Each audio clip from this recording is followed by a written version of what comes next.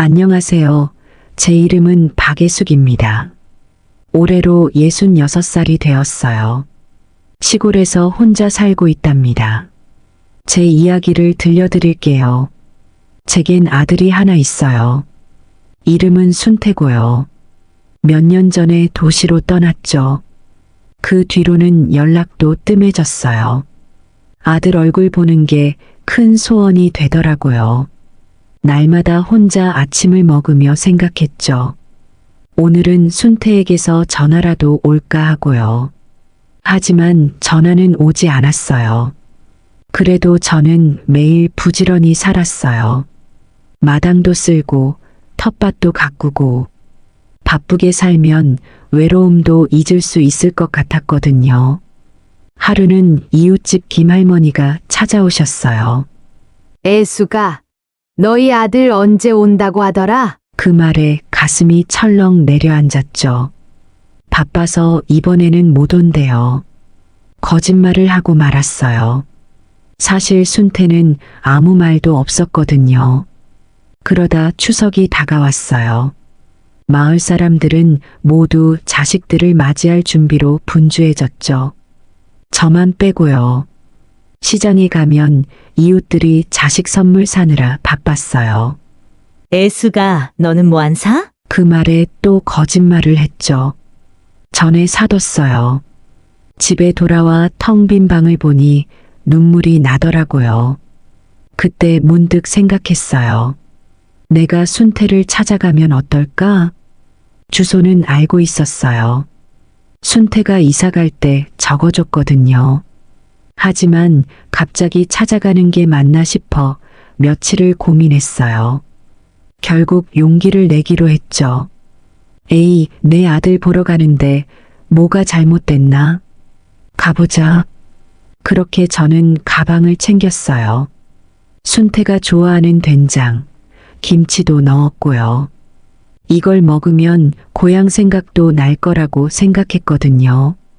버스터미널로 가는 길, 가슴이 두근거렸어요. 4시간이나 가야 하는 먼 길이었지만 아들 얼굴 본다는 생각에 설레기만 했죠. 터미널에 도착하니 사람들로 북적였어요. 표를 사려고 줄을 섰는데 앞에 젊은 부부가 있더라고요. 아이를 안고 있는 모습이 보기 좋았죠. 문득 순태가 어렸을 때가 생각났어요. 그때는 제 품에서 떨어질 줄 모르더니 버스를 타고 가면서 생각했어요. 순태는 얼마나 놀랄까? 반가워할까? 아니면 부담스러워할까? 이런저런 생각을 하다 보니 어느새 도착했더라고요. 도시는 정말 복잡했어요. 사람들은 모두 바쁘게 걸어 다니고 차들은 쉴 새 없이 지나갔죠. 저는 스마트폰으로 지도를 보며 순태의 집을 찾아갔어요.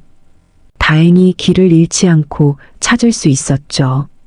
아파트 앞에 서니 긴장이 되더라고요. 과연 어떤 반응일까? 심호흡을 하고 초인종을 눌렀어요. 아파트 현관 앞에 서서 깊은 숨을 들이쉬었어요. 손에 든 보따리가 무겁게 느껴졌죠. 순태가 좋아하는 된장, 김치, 고추장. 정성껏 준비해 온 것들이에요. 떨리는 손으로 초인종을 눌렀어요. 잠시 후 문이 열리고 며느리 얼굴이 보였어요. 놀란 표정이었죠. 눈이 동그래지고 입이 약간 벌어진 채로 저를 바라보고 있었어요. 어머니, 어쩐 일로? 며느리의 목소리에서 당황스러움이 느껴졌어요. 억지로 미소 짓는 모습이 역력했죠. 저는 애써 밝은 목소리로 말했어요. 깜짝 놀랐지? 지나가다 들렀어. 순태는? 며느리의 표정이 순간 굳어졌어요. 뭔가 곤란한 일이 생긴 것 같았죠. 아, 출장 중이에요. 내일 아침에나 들어올 거예요. 그 말을 듣는 순간 가슴이 철렁 내려앉았어요. 4시간이나 버스를 타고 왔는데 정작 보고 싶던 아들은 없다니. 하지만 이미 온 걸 어쩌겠어요. 애써 실망감을 감추며 말했죠. 그래. 그럼 하루만 묵고 가면 되겠구나. 며느리는 어쩔 수 없다는 듯 저를 맞이했어요. 그 모습에서 불편함이 느껴졌지만 저는 모른 척 했어요. 집 안으로 들어서니 손주들이 보이더라고요. 큰 아이는 중학생, 작은 아이는 초등학생이 됐더군요. 하지만 아이들은 제게 관심도 없이 스마트폰만 보고 있었죠. 할머니가 왔는데 인사도 안 하니? 며느리가 아이들을 채근했어요. 아이들은 마지못해 고개를 들고 인사를 했어요. 그 모습을 보니 가슴이 아팠어요. 제가 낯선 사람처럼 느껴지는 걸까요? 예전에는 할머니가 오면 반갑게 뛰어와 안기곤 했는데 세월이 참 많이 흘렀나 봐요. 며느리는 저를 작은 방으로 안내했어요. 아마도 손님 방인 것 같았죠. 어머니, 여기서 쉬세요. 짐은 제가 풀어드릴게요. 그 말에 저는 손사래를 쳤어요. 아이고, 내가 할게. 넌 바쁠 텐데. 며느리는 안도의 표정을 지으며 물러났어요. 방에 혼자 남으니 이상한 기분이 들더라고요. 깔끔하게 정돈된 방이지만 왠지 차갑게 느껴졌어요. 벽에 걸린 그림들은 모두 제가 모르는 것들이었고 창밖으로 보이는 풍경도 낯설었죠. 이게 정말 내 아들의 집일까? 왜 이렇게 낯설고 불편할까? 짐을 풀면서 가져온 선물들을 꺼냈어요. 손주들 옷, 순태가 좋아하는 고향 과일. 하나씩 꺼내며 생각했죠. 이걸 받고 좋아할까? 아니면 부담스러워할까? 그렇게 제 첫날 밤은 시작되었어요. 그때는 몰랐죠. 이 하룻밤이 제게 얼마나 큰 후회를 안겨줄지. 저녁 식사 시간이 다가왔어요. 옷을 갈아입고 거실로 나갔죠. 며느리가 부엌에서 분주히 움직이고 있었어요. 도와주고 싶은 마음에 다가갔죠. 내가 뭐 도와줄 일 없니? 며느리가 놀란 듯 고개를 돌렸어요. 어머니, 괜찮아요. 제가 할게요. 그 말에 괜히 서운해졌어요. 예전에는 함께 부엌에서 일하며 이야기를 나누곤 했는데 제가 가져온 반찬들을 꺼내며 말했죠. 순태가 좋아하는 된장이랑 김치 가져왔어. 같이 먹자. 그런데 며느리의 반응이 예상과 달랐어요. 어머니, 저희는 요새 건강식을 하고 있어요. 아이들 알레르기도 있고. 제가 준비한 음식 드세요. 순간 말문이 막혔어요. 제가 정성껏 담가온 김치와 된장이 괜히 싸구려 같아 보이더라고요. 며느리는 제가 가져온 반찬들을 냉장고에 넣어뒀어요. 다시는 꺼내지 않을 것처럼요. 식탁에 앉았는데 손주들은 여전히 스마트폰을 보고 있었어요. 밥 먹을 때는 그런 거 보면 안 돼. 제가 말하자 며느리가 얼른 끼어들었죠. 어머니, 요즘은 달라요. 아이들 공부에도 도움이 돼요. 그 말에 할 말을 잃었어요. 세상이 많이 변했나 봐요. 저희 때는 상상도 못할 일이었는데 입맛이 뚝 떨어졌어요. 음식은 맛있어 보였지만 왠지 제 입에는 맞지 않았죠. 싱겁기도 하고 뭔가 익숙하지 않은 맛이었어요. 식사 내내 어색한 침묵만 흘렀어요. 가끔 며느리가 아이들에게 야채도 먹어. 라고 말하는 게 전부였죠. 제가 손주들에게 말을 걸어도 대답은 짧기만 했어요. 학교는 재밌니? 네, 친구들은 많니? 네, 한숨이 나왔어요. 이게 정말 가족의 모습일까? 식사가 끝나고 며느리가 말했어요. 어머니, 목욕 준비해 드릴게요. 피곤하시죠? 고마운 마음에 욕실로 향했는데 들어가 보니 놀랐어요. 욕실이 너무 복잡하더라고요. 어떤 버튼을 눌러야 물이 나오는지도 모르겠고, 샤워기는 어떻게 작동하는 건지 세상이 참 많이 변했구나 싶었어요. 결국 며느리를 다시 불러야 했어요. 미안해. 이거 어떻게 쓰는지 모르겠네. 며느리는 한숨을 쉬며 설명해 줬지만 자꾸 민망해지는 기분이었어요. 내가 정말 촌스럽고 구식인 사람처럼 느껴지더라고요. 겨우 씻고 나와 잠자리에 들 때였어요. 며느리가 이불을 가져다 주며 말했죠. 어머니, 혹시 코 고는 습관 있으시죠? 아이들 방이랑 붙어 있어서요. 그 말에 가슴이 철렁 내려앉았어요. 제가 이 집에서 얼마나 불편한 존재인지 다시 한번 느꼈죠. 코를 곤다고? 저도 모르는 사이에 그런 습관이 생겼나요? 아니면 원래 그랬던 건가요? 글쎄 나도 잘 모르겠다. 미안하구나. 며느리는 어색한 미소를 지으며 방을 나갔어요. 문이 닫히는 소리에 가슴이 아팠어요. 밤새 잠을 설쳤어요. 이불은 너무 푹신해서 허리가 아프고 베개는 높아서 목이 뻐근했죠. 고향 집 냄새나는 내 이불이 그리워졌어요. 창밖으로 들리는 도시의 소음도 낯설었고 에어컨 바람도 차갑게만 느껴졌어요. 잠이 오지 않아 이리저리 뒤척이다 결국 일어나 앉았어요. 문득 창밖을 바라보니 도시의 불빛이 반짝이고 있었죠. 아름답긴 했지만 그 불빛 속에 제자리는 없어 보였어요.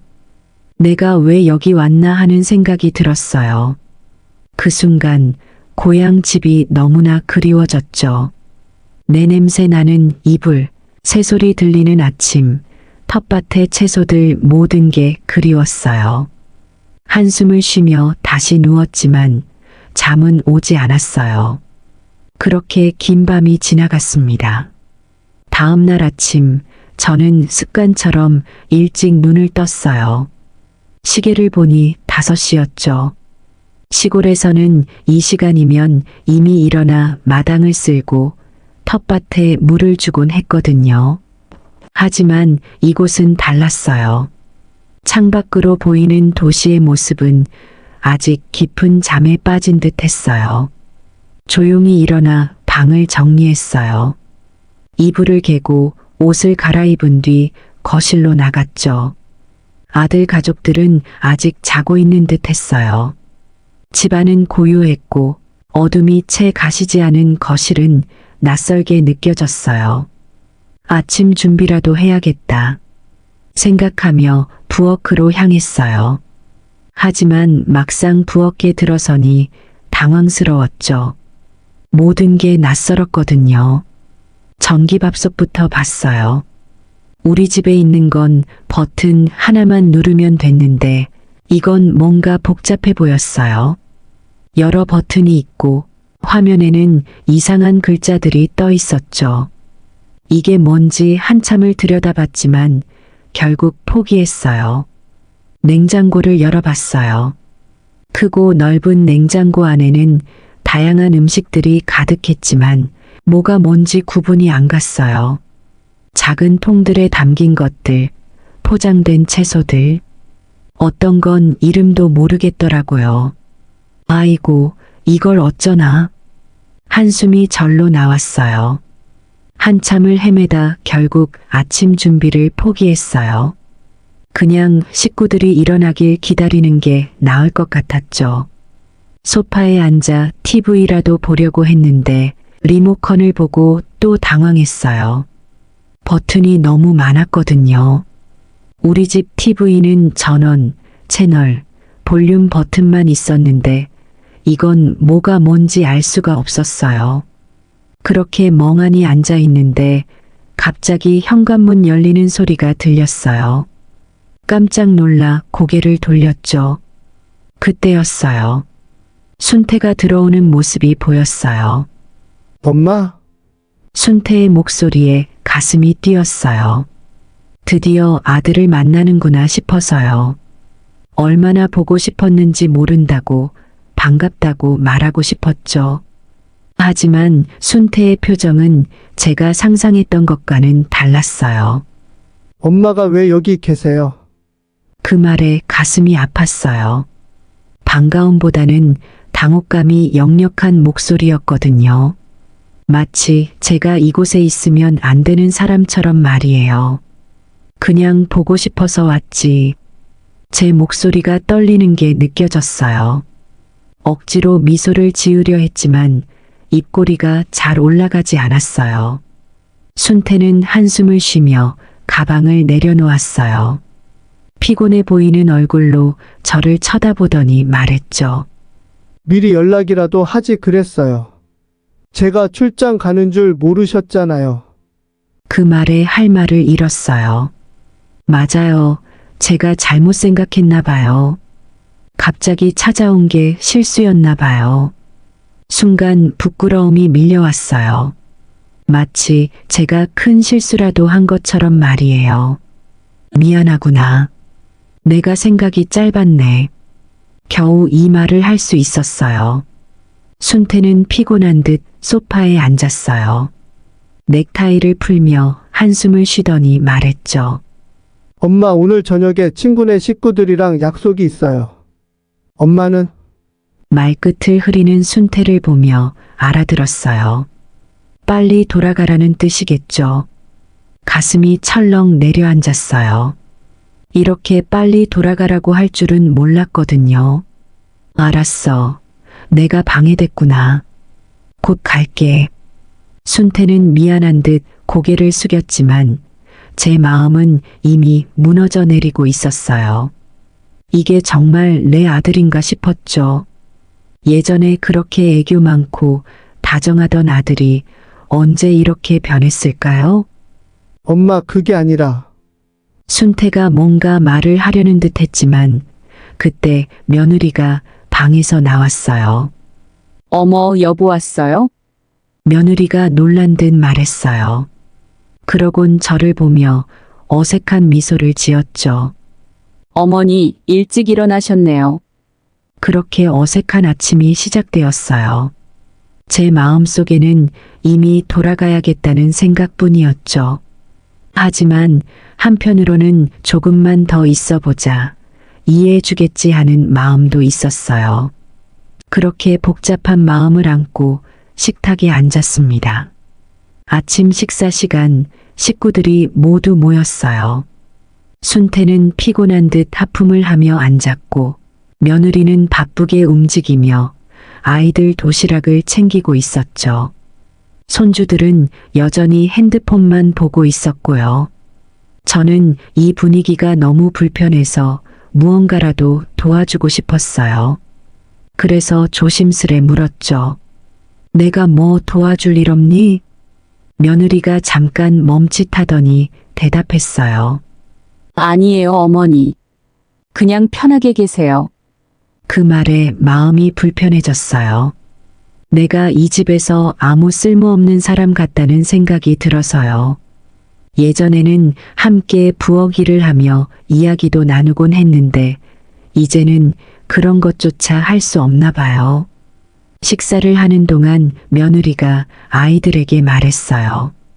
오늘 학원 끝나고 할머니랑 시간 좀 보내. 할머니께서 멀리서 오셨잖아. 그 말에 손주들의 표정이 굳어지는 게 보였어요. 마치 큰 벌을 받은 것처럼 말이에요. 저는 얼른 말했죠. 아이고, 괜찮아. 얘들이 바쁠 텐데 뭐. 나는 그냥 있어도 돼. 하지만 며느리는 고개를 저었어요. 아니에요, 어머니. 아이들이 할머니와 시간을 보내는 게 좋을 것 같아요. 그때 큰 손주가 불쑥 말했어요. 할머니, 말투 교정해 주실래요? 시골 사투리 듣기 싫어요. 순간 가슴이 철렁 내려앉았어요. 제 말투가 그렇게 이상했나요?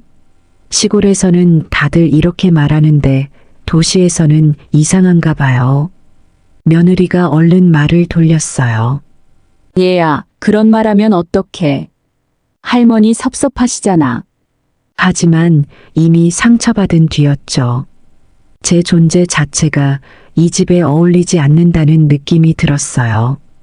말투까지 고쳐야 한다니. 제가 누구인지 잊어버려야 하나 봐요.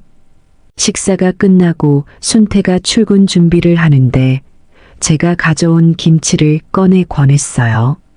순태야, 너가 좋아하던 거야. 한 숟가락만 먹어봐. 순태는 망설이다 한 숟가락 먹었어요. 그런데 곧 인상을 찌푸렸죠. 엄마 이거 짜요. 요새는 저염식이 좋대요. 그 말에 가슴이 아팠어요. 예전에는 그렇게 좋아하던 김치였는데 세월이 많이 흘렀나 봐요. 제가 담근 김치가 이제는 순태의 입맛에 맞지 않는다니 마치 제 정성이 통하지 않는 것 같아 서글펐어요. 오후 며느리가 저에게 말을 걸었어요. 어머니, 옷 좀 사러 가실래요? 제가 데려다 드릴게요. 처음엔 고마웠어요. 며느리가 저를 배려해 주는 것 같아서요. 하지만 쇼핑몰에 도착하고 보니 그게 아니더라고요. 며느리가 말했어요.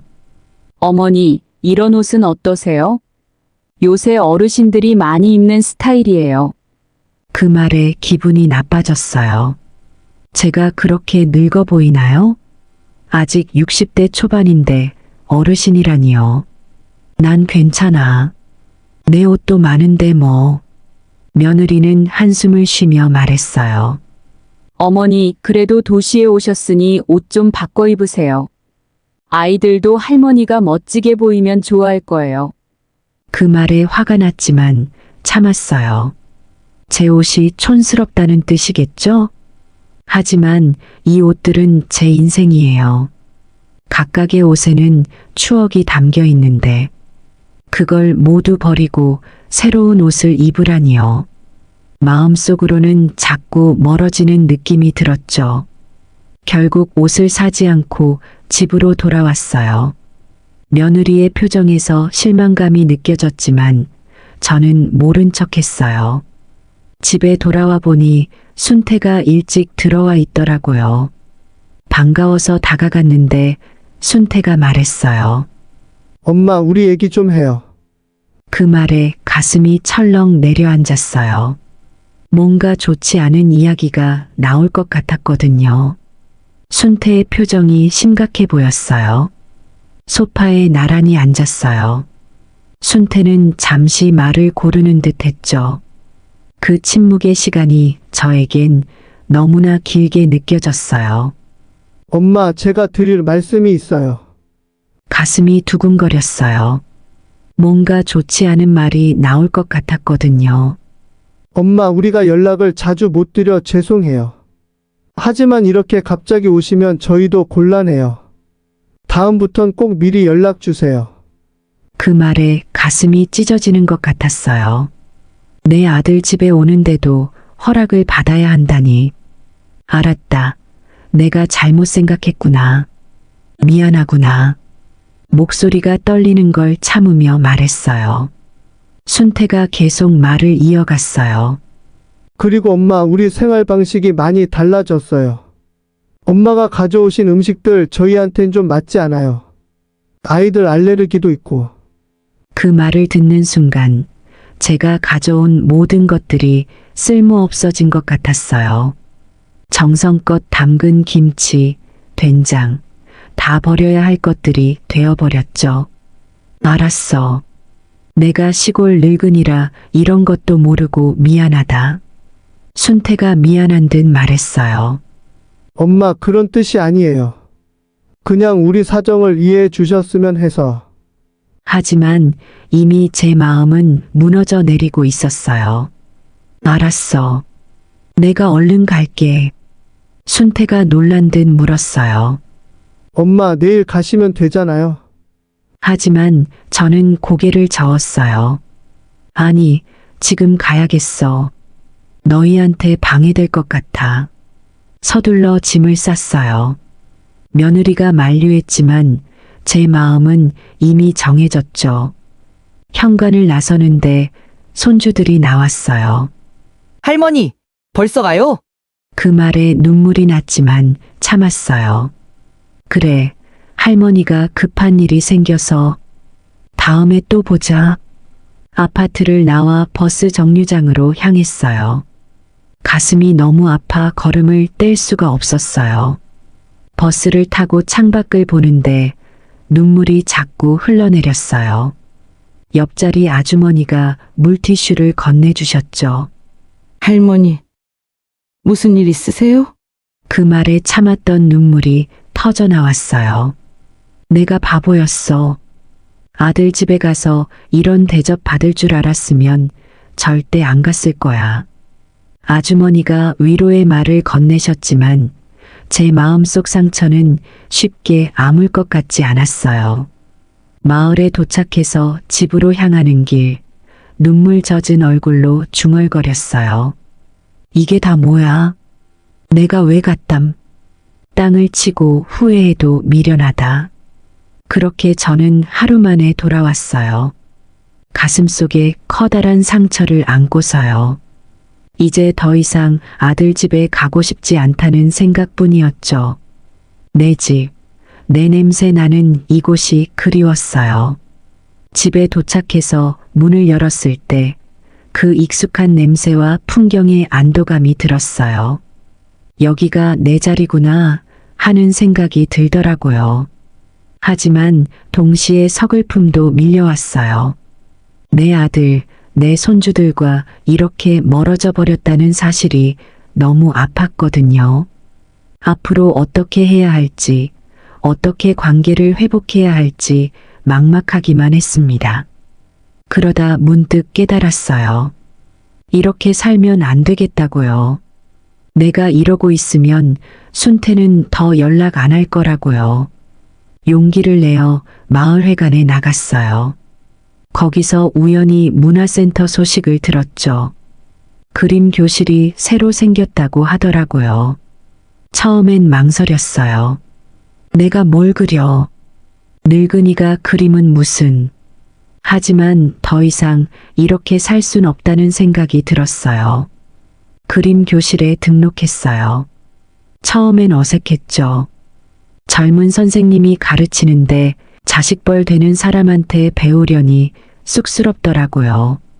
하지만 붓을 잡고 그림을 그리다 보니 마음이 차분해지는 걸 느꼈어요. 아들 생각, 며느리 생각이 잠시나마 잊히는 것 같았죠. 한 달, 두 달. 시간이 지나면서 조금씩 그림 실력이 늘었어요. 마을 풍경을 그리고 들꽃도 그리고 어느새 제 방 벽에는 제가 그린 그림들로 가득 찼어요. 그러던 어느 날 선생님이 제안을 하셨어요. 박예숙님, 이번에 열리는 전시회에 작품 하나 내보는 게 어떠세요? 처음엔 망설였지만 용기를 내어 참가하기로 했어요. 전시회 날 놀랍게도 많은 사람들이 제 그림을 보고 좋아하더라고요. 어떤 분은 사고 싶다고도 하셨죠. 그날 저녁 집에 돌아와 깊은 생각에 잠겼어요. 나도 아직 할 수 있는 게 있구나. 내 인생이 끝난 게 아니구나. 그때 전화가 왔어요. 순태였죠. 엄마 잘 지내세요? 저희가 너무 연락을 못 드려서. 순태의 목소리에서 미안함이 느껴졌어요. 저는 담담하게 대답했죠. 그래, 나는 잘 지내. 너희들도 잘 지내지? 네, 엄마. 그런데 다음 주에 저희가 한번 찾아뵐까 해요. 그 말을 듣는 순간 가슴이 뭉클해졌어요. 하지만 이번엔 달랐어요. 그래, 오려면 와라. 하지만 내 시간에 맞춰서 와야 해. 나도 이제 내 삶이 있거든. 순태가 놀란 듯 물었어요. 엄마 무슨 일 있으세요? 응, 내가 이제 그림을 그려. 다음 주에 또 전시회가 있어서 바쁘거든. 전화를 끊고 나니 가슴이 뿌듯해졌어요. 내가 달라졌다는 걸 느꼈거든요. 창밖을 보니 달이 밝게 떠 있었어요. 문득 그 달을 그려보고 싶어졌죠. 이젠 알겠어요. 내 인생은 아직 끝나지 않았다는 걸요. 새로운 시작이 기다리고 있다는 걸요. 일주일 후 순태와 가족들이 찾아왔어요. 현관문을 열어주는데 순태의 표정이 달라 보이더라고요. 엄마 잘 지내셨어요? 순태의 목소리에서 미안함이 느껴졌어요. 며느리와 아이들도 어색한 듯 서 있었죠. 그래, 잘 지냈다. 어서 들어와라. 집 안으로 들어서는 순태 가족의 눈이 휘둥그레졌어요. 벽에 걸린 그림들을 보고 놀란 눈치였죠. 엄마 이 그림들 다 엄마가 그리신 거예요? 순태가 믿기지 않는다는 듯이 물었어요. 그래, 내가 그렸어. 이제 그림 그리는 게 내 낙이 됐어. 며느리가 그림들을 유심히 보더니 말했어요. 어머니 정말 대단하세요. 이렇게 실력이 좋으실 줄 몰랐어요. 그 말에 가슴이 뿌듯해졌어요. 전에는 느끼지 못했던 진심 어린 칭찬 같았거든요. 손주들도 그림에 관심을 보였어요. 할머니, 저도 그림 그리는 거 배우고 싶어요. 그 말에 웃음이 나왔어요. 그래, 다음에 올 때 할머니가 가르쳐 줄게. 식사 시간, 제가 준비한 음식을 먹으며 순태가 말했어요. 엄마 지난번에 우리가 무례했던 것 같아 마음이 무거웠어요. 엄마의 마음을 이해하지 못했던 것 같아요. 그 말에 눈시울이 붉어졌지만 꾹 참았어요. 괜찮다. 나도 너희 입장을 이해하지 못했지. 이제 다 지난 일이야. 며느리도 말을 보탰어요. 어머니, 저희가 너무 경솔했어요. 앞으로는 자주 찾아뵙고 연락도 자주 드릴게요. 그 말에 고개를 끄덕였어요. 하지만 이번엔 달랐어요. 고맙다. 하지만 너무 부담 갖지 마라. 나도 이제 내 삶이 있으니까 서로 적당히 연락하고 지내자. 순태와 며느리가 놀란 듯 서로 쳐다봤어요. 제가 이렇게 말할 거라고는 예상 못했나 봐요. 엄마 혹시 저희 때문에 서운하신 건 아니죠? 순태가 조심스레 물었어요. 아니다. 그저 나도 이제 내 인생을 살고 싶은 것뿐이야. 너희에게 매달리지 않고 스스로 행복을 찾고 싶어. 그 말에 순태의 눈에 눈물이 고이는 것 같았어요. 엄마, 정말 죄송해요. 이제야 엄마의 마음을 조금은 이해할 것 같아요. 식사를 마치고 순태 가족이 돌아갈 시간이 됐어요. 문 앞에서 작별 인사를 나누는데 며느리가 조심스레 말을 꺼냈어요. 어머니, 다음에 저희 집에 오실 때는 편하게 오세요. 저희가 환영할게요. 그 말에 따뜻한 미소를 지어 보였어요. 그래, 고맙다. 다음에 갈 때는 내가 그린 그림 하나 가져갈게. 너희 방에 걸어두렴. 순태 가족이 떠나고 혼자 남은 집안을 둘러봤어요. 갑자기 찾아왔다 떠난 가족들 때문에 집안이 어수선했지만 이상하게도 마음은 차분해지는 것 같았어요. 며칠 동안 겪었던 감정의 소용돌이가 잠잠해지고 이제야 제 자신을 돌아볼 여유가 생긴 듯 했죠. 벽에 걸린 그림들이 눈에 들어왔어요. 처음 그림을 시작했을 때는 서툴러서 창피하기도 했는데 지금 보니 그 그림들 하나하나에 제 추억과 감정이 담겨 있더라고요.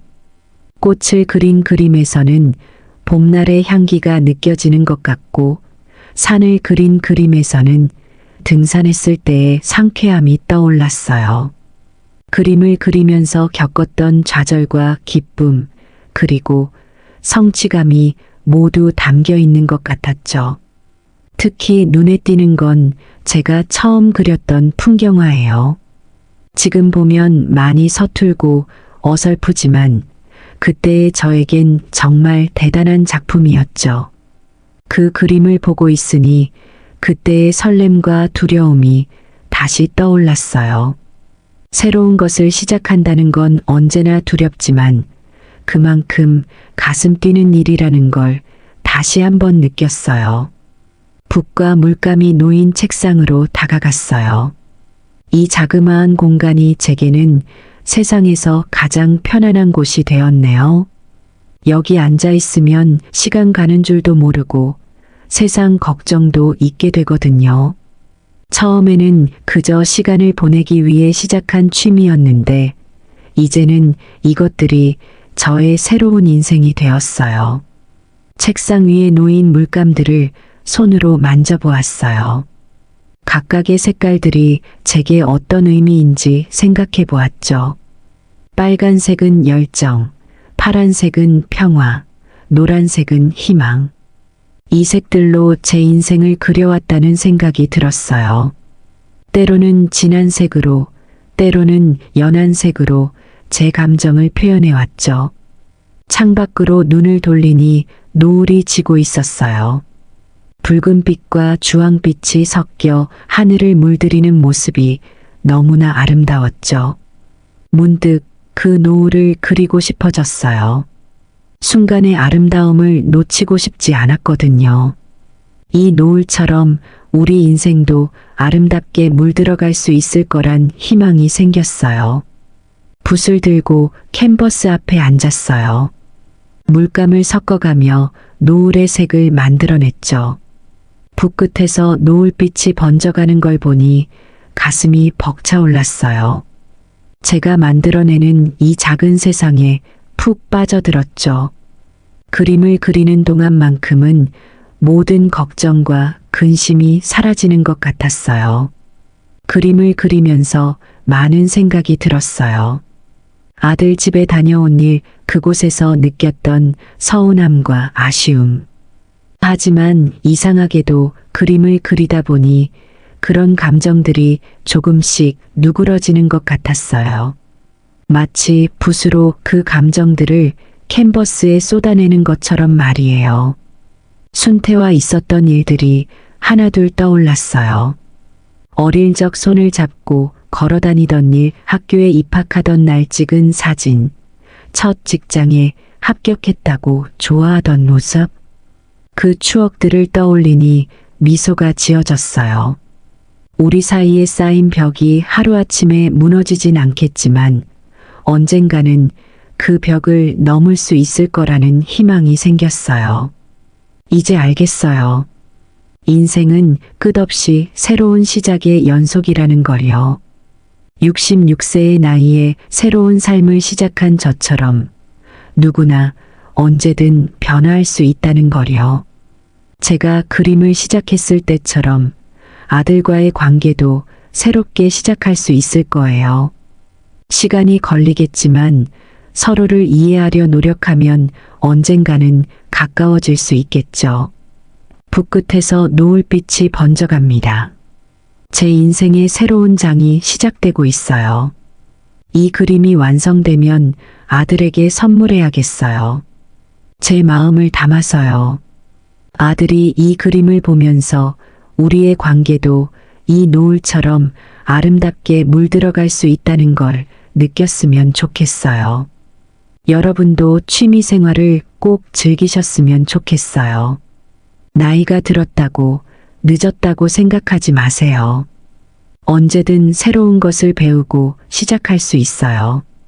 그림이든 음악이든 운동이든 무엇이든 좋아요. 그 속에서 여러분은 새로운 자신을 발견하게 될 거예요. 저도 그림을 통해 제 자신을 더 깊이 이해하게 되었고 삶의 의미를 찾았어요. 제 사연 들어주셔서 감사합니다. 이렇게 이야기를 나누다 보니 제 마음도 한결 가벼워진 것 같아요. 그동안 제 마음속에 쌓여있던 서운함과 아쉬움이 조금은 풀어진 것 같아요.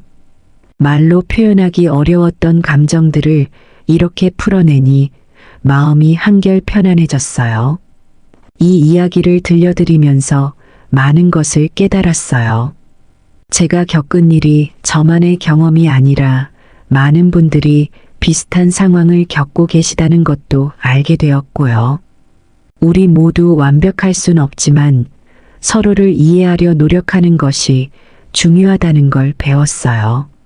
세대 간의 차이, 가치관의 차이를 인정하고 존중하는 것이 얼마나 중요한지 깨달았죠. 앞으로는 아들과의 관계도 조금씩 개선해 나가려고 해요. 제가 변화하고 노력하면 아들도 언젠가는 그 마음을 알아줄 거예요. 그리고 손주들과도 더 가까워지고 싶어요.